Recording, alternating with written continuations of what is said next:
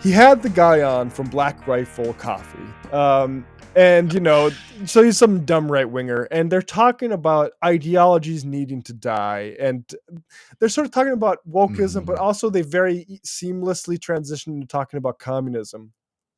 I will just say, to the premise of their conversation, I agree that there are ideologies that should be allowed to die. I think probably maybe the most topical one of those is Zionism. But they think communism, wokeism. I think nationalism, just maybe even broadly, more broad than Zionism. But that's just where I come from. But let's just hear them talk about communism and the way Joe's understanding of politics. And I'll say, like, I don't know if I think he's maybe getting a little bit more right wing, but we did see during the pandemic that he said, actually, the money that the government gave people to stay home made them not want to work. And I think very clearly he's repeated that a number of times. People just didn't want to work, bro. That is the master holding a whip, as far as I'm concerned. And I think this is also where Joe Rogan's at with the Black Rifle Coffee Club mediocrity here.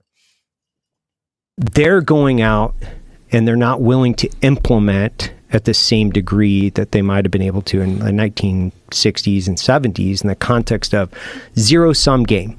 We are here to win. That's what we do. And you got to... Now, he means political leaders. And I'll just say, with what was going on in the 60s and 70s and then the 80s, a lot of political murder, particularly like Operation Condor in South America with regarding communists. So when we talk about things that need to be enforced with tyranny, we can actually look at the history of that. And like enforced with tyranny, exactly. Ask Pinochet. By the rules of nature, which is things will die.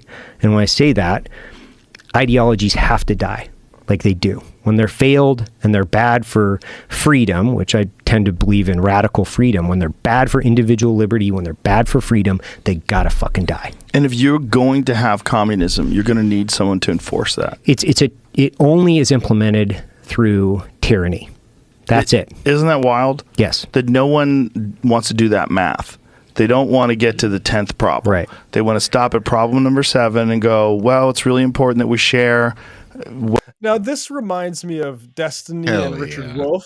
Do you remember that debate where Destiny asked Richard Wolff, how many people are you willing to kill to see your philosophy through?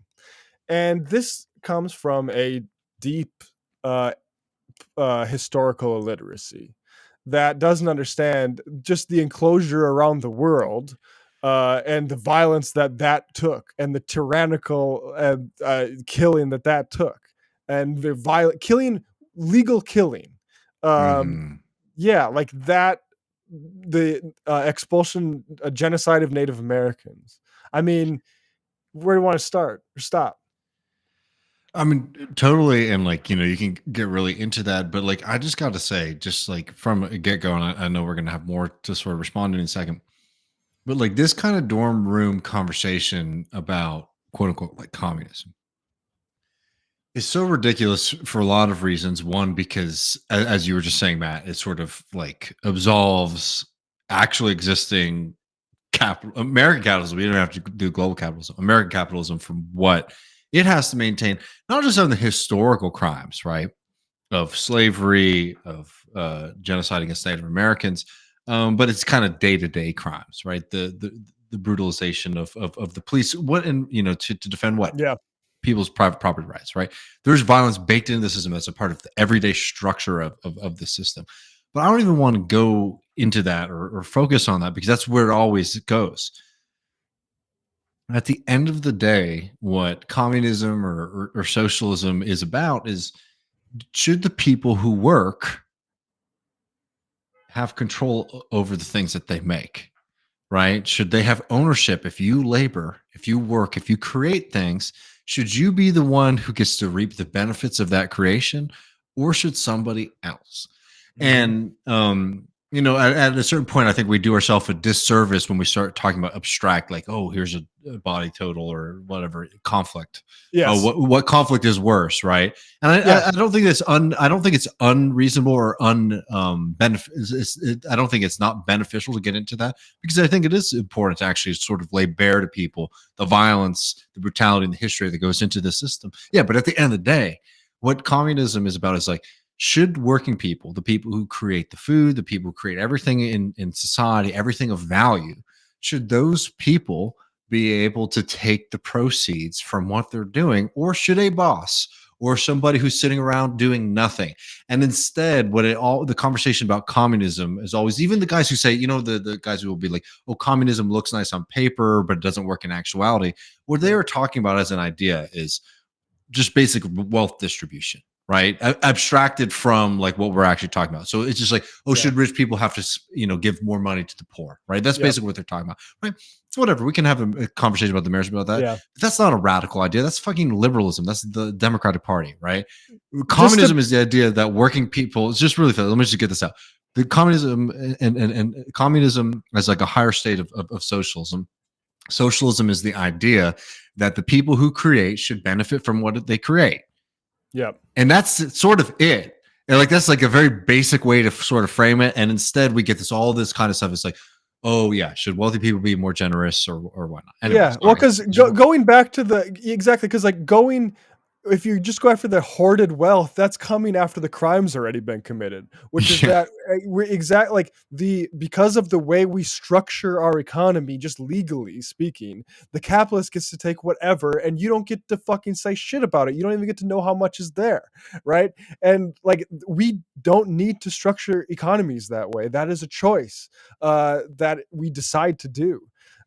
So yeah, so let's continue, and yeah, so coming in after, there's already a capitalist who have already made those decisions and say, I'm going to take this profit here and I'm going to reinvest there, but I'm also going to reinvest this into my pocket and my other companies that I want to do. That's too late. That's already getting there too late. But that is, as you say, well, as you predicted correctly, where Joe Rogan's going to go here. And the economic, you know, disparity. Yes. That no one wants to do that math. They don't want to get to the 10th problem. Right. They want to stop at problem number 7 and go, well, it's really important that we share wealth, and the economic, you know, disparity is wrong, and we should all have money from the state and equal money. And we should all share, and billionaires shouldn't exist. And okay, you want to take it now? No, I don't want to interrupt this anymore. I'm just saying, like, we're not even in reality right now. What we're gonna have? What do you say? We're gonna just have government money, equal pay from the government. whatever. And how do you make that? Yeah. Right. How do you take the money from the billionaires? Who do you give it to? Who gets to decide who gets what? Do we vote on where the money goes? What about those people that are under 85 that would be IQ? An insane system, Joe. Yeah, I mean, let's just like capitalists decide all of this. Voting on this too? Right. They're going to vote for free Twinkies for everybody. free Twinkies and Mountain. I'm saying, like, this is just a fucking reactionary. This is the type of shit where I just like, and you saw this with his the way he loved the fudge rounds line with whatever that guy that we were talking about all summer, Oliver Anthony. Yeah. Right? Yeah. But like this, we need billionaires and millionaires to decide the economic investment priorities of this nation, because you motherfuckers will be spending it on Twinkies. Yeah, this is a populist. Do we vote on where the money goes? What about those people that are under 85 IQ? Are they voting on this too? Right. They're going to vote for free Twinkies for everybody. free Twinkies and Mountain Dew. Yeah. I mean, if you just had, should all the billionaires spend their money on free Twinkies and Mountain Dew, and you just left it to people who aren't billionaires to vote for them, yeah, fuck those people. They're just going to vote it in. Should we take 90% of the money from people like Bill Gates and Warren Buffett? Fuck yeah, they don't need that money. Click. There's a lot of people that'll tell you that. Yeah. They don't want, like, if you're starting off, you're playing a game, like the game's capitalism. If you're starting off and you're 20 years old, 21 years old, and you don't make any money and you're out there trying to find your purpose in life, and then you see someone who's been playing this game for 50 years and he's flying around in a fucking private jet and getting driven around in a Rolls Royce, you're like, fuck that guy. Yeah. Fuck him. He's too far ahead of the game. But you're playing that game too. If you're working and you're getting paid for your work, you're playing a game. You might be playing a very... This is so fucking stupid. Like the idea that first of all, we can see the way the game has changed. And actually, back when our parents' generation was playing this game, they're able to afford, like, say, a single family home on no college education. I mean, in certain parts of the country, in certain communities. Like this, we know it's, the game. Oh, the game where capital takes an increasingly large share and labor takes a smaller cut. Like, it's so facile.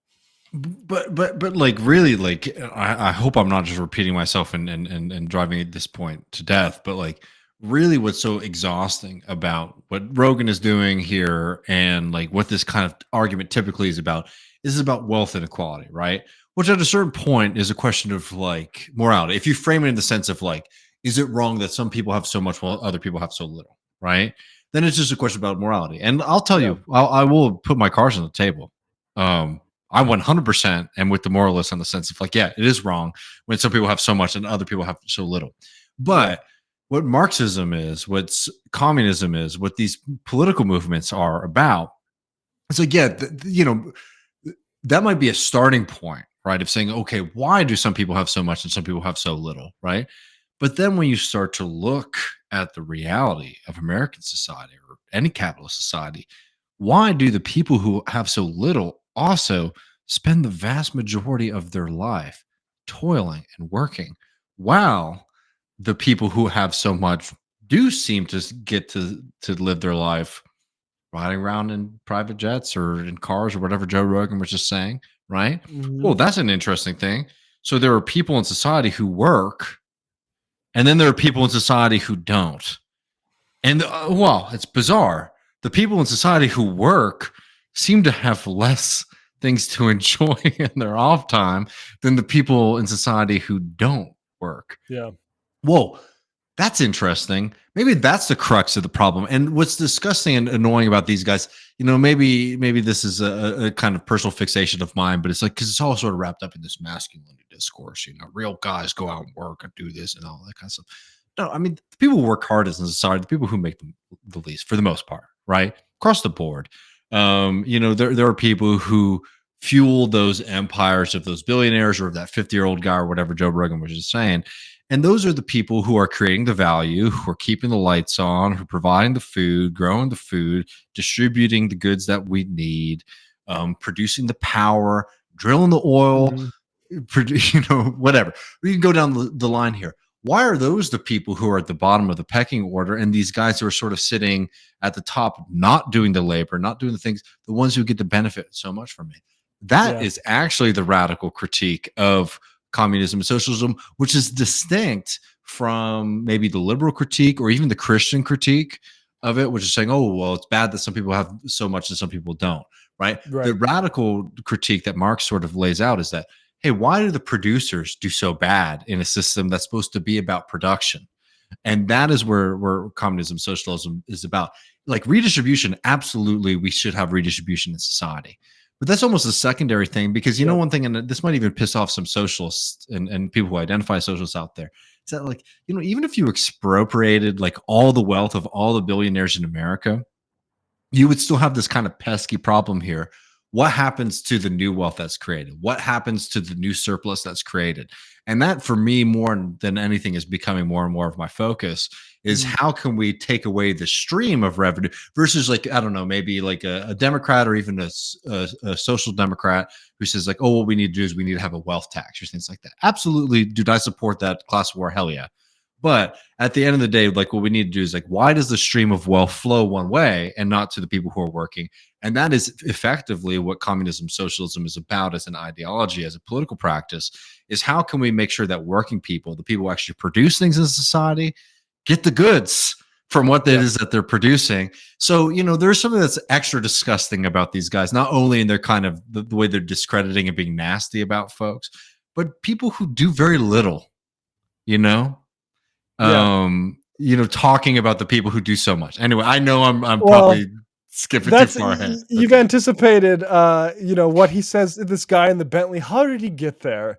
Was it through hard work? Well, for your work, you're playing a game. You might be playing a very low level of the game, but you're playing the game called capitalism. And the more work you do, the more money you get. The more effort you put in to figure out how to get more money, the more money you'll get if you're successful. And if you're not successful, so we've moved. If you notice that, the more work, I think he knew that you can't actually say that, because people actually like have I don't know, parents that they saw fucking break their back very for a long time and not become just wealthy. So actually, it's just the amount of work you put in, not actually a real guarantee of that. But figuring out how to make more money, like, to me, this is where we get into. I'm less interested in that. I'm less interested in how to get a fucking edge, so you can figure out how a society can line your pockets with you doing the least amount of work. But you just let Joe go here. Playing a very low level of the game, but you're playing the game called capitalism. And the more work you do, the more money you get. The more effort you put in to figure out how to get more money, the more money you'll get if you're successful. And if you're not successful, you'll at least get lessons on how to do it wrong. And hopefully you're going to figure that out, because many people have, including that guy in the fucking Bentley, including that guy in the fewer and fewer people. You look at the new business startup rate and success rate, it has been cratering since the 1970s. That is 50 straight years, because there's just monopolization of businesses and things like that. Like, this stuff is sold by people like Joe Rogan who want to keep their taxes low, but it's not actually a reality. We don't have income mobility. We don't actually have good entrepreneurship in this country. It's all a lie. And call me old fashioned, call me whatever you want, call me a son of the South. But like, I'm somebody who believes that, there's value in hard work. There's tremendous value in that. Socially, it's important. I think most people, and this is the thing that's so funny about these folks, is that they always sort of talk about like human nature and these things are. Actually, I think that, like, if you were to put to people a scenario, for example, where, like, let's just do what they love to do, thought experiments of people on a desert island or something like that. If there were 10 people on the desert island and 9 people were out collecting coconuts, hunting food, doing all this kind of stuff, and there was some guy sitting on their ass, who would you sort of put at the top of that society? Well, I think most people would sort of intuitively say, hey, the people who produce the most, the people who get the most done, should be the people at the top of the society. Well, that's the complete opposite logic of a capitalist society, where some guy who's sitting around not doing that work, not doing that labor, is the one who gets to sit on top of the totem pole. And look, I think that's bad. I think that that's contrary to human nature. I think that creates bad results for society. And I think that, the people who produce value, not the people who sit on top of value. And this is the thing, that the trick that they always do is, like, some guy owns a company, they produce all the value. No, the people who are actually engaged in the day-to-day work of producing value, of producing things, those are the people who are producing that value. You have to do a tremendous amount of kind of philosophical and God, philosophical is almost too much of a compliment to the mental gymnastics that these folks are engaged in. Yeah, no, because the guy in the Bentley, who Joe Rogan just keeps talking about, didn't figure out how to do anything other than, like, man, how can I sort of sit on top of a bunch of other people laboring so I don't have to do anymore? Sorry, as a man, I don't respect that as an engagement of your time. If anything, I don't respect that as much as I respect the people who actually are engaged in the day-to-day work of making these things run. Yeah, this sorry, I got a cough. This guy in the Bentley. This guy in the Bentley, he's not short, bald, and red-faced, is he?